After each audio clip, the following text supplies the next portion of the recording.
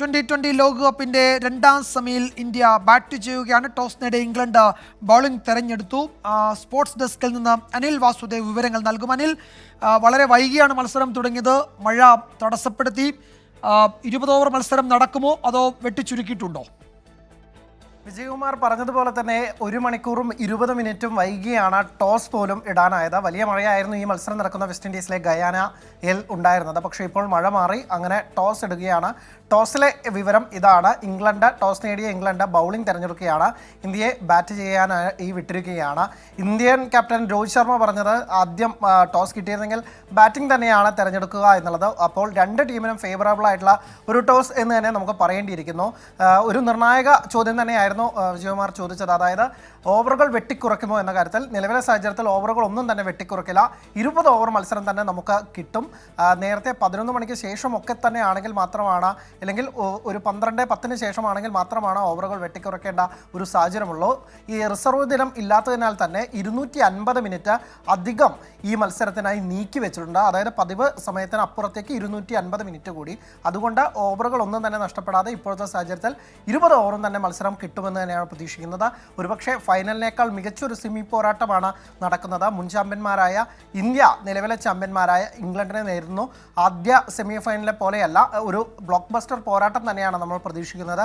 എന്നാലും മഴ മാറി നിന്ന് മത്സരം പൂർണ്ണമായും നടക്കട്ടെ എന്ന് ആഗ്രഹിക്കുന്നു. ഒപ്പം തന്നെ ഒരു വെടിക്കെട്ട് പ്രകടനം ഇരു ടീമുകളുടെയും ഭാഗത്തു നിന്ന് ഉണ്ടാകുമെന്ന് നമുക്ക് പ്രതീക്ഷിക്കാം. ഒപ്പം തന്നെ വ്യക്തിപരമായി നമ്മളുടെയൊക്കെ ഒരു ആഗ്രഹം ഒരുപക്ഷെ ഇന്ത്യ ലോകകപ്പ് ഫൈനലിലേക്ക് മുന്നേറട്ടെ എന്ന് തന്നെയാണ്. രോഹിത്തിനും സംഘത്തിനും വലിയ സ്കോർ ഇംഗ്ലണ്ടിന് മുന്നിൽ വിൽക്കാൻ സാധിക്കുമെന്ന് തന്നെ നമുക്ക് പ്രതീക്ഷിക്കാം.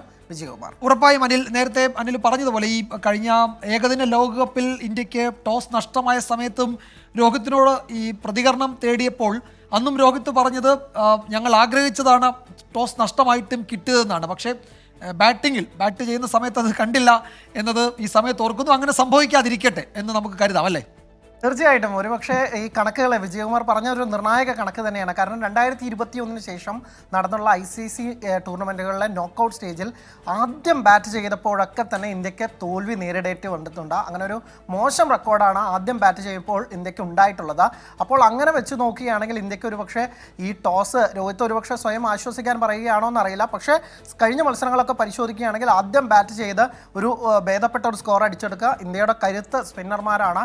ആ 3 സ്പിന്നർമാർ ഇംഗ്ലീഷ് ബാറ്റിംഗ് നിരയെ എറിഞ്ഞുവിടും എന്ന പ്രതീക്ഷയിൽ തന്നെയായിരിക്കും ഒരുപക്ഷെ രോഹിത് ശർമ്മ ഇങ്ങനെ പറയാൻ കാരണം. പിച്ചിൻ്റെ സ്വഭാവത്തിൽ വലിയ മാറ്റങ്ങൾ വരാൻ ഉണ്ടാവില്ല എന്നാണ് പറയുന്നത്. വെതർ ഒരു സ്റ്റേബിൾ ആകുമെന്ന് പ്രതീക്ഷിക്കുന്നു. ഒപ്പം തന്നെ വളരെ ഡ്രൈ ആയ ഒരു പിച്ചാണ്.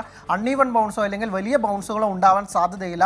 സ്ലോവറാണ്. അതുകൊണ്ട് സ്പിന്നേഴ്സിന് വലിയ ആനുകൂല്യം കിട്ടുന്ന പിച്ചായിരിക്കും. അതുകൊണ്ട് ആദ്യം ബാറ്റ് ചെയ്താലും തെറ്റില്ല എന്നാണ് ഇന്ത്യൻ നായകൻ രോഹിത് ശർമ്മ പറഞ്ഞത്. അതേസമയം ചേസിന് അനുകൂലമായ ഒരു സാഹചര്യമെന്നാണ് ഇംഗ്ലീഷ് നായകൻ ജോസ് ബട്ട്ലർ പറയുന്നത്. ഒപ്പം തന്നെ ഏത് നിമിഷവും മഴയെത്തിയേക്കാം. അപ്പോൾ രണ്ടാമത് ബാറ്റ് ചെയ്യുന്നതായിരിക്കും സേഫ് എന്ന കണക്കുകൂട്ടലാണ് ഇംഗ്ലീഷ് നായകൻ ടോസ് നേടിയ ശേഷം ബൗളിംഗ് തിരഞ്ഞെടുക്കാൻ തന്നെ കാരണം. എന്തായാലും ഇരു ക്യാപ്റ്റന്മാരുടെയും വിശ്വാസം എങ്ങനെയായിരിക്കും എന്നുള്ളത് നമുക്ക് മത്സരശേഷം മാത്രമാണ് അറിയാൻ സാധിക്കുക. എന്തായാലും രോഹിത്തിന്റെ വിശ്വാസം രക്ഷിക്കട്ടെ, അല്ലെങ്കിൽ രോഹിത് ഫൈനലിലേക്ക് ഇന്ത്യൻ ടീമിനെ നയിക്കട്ടെ എന്ന് തന്നെയാണ് നമ്മൾ ആഗ്രഹിക്കുന്നത്.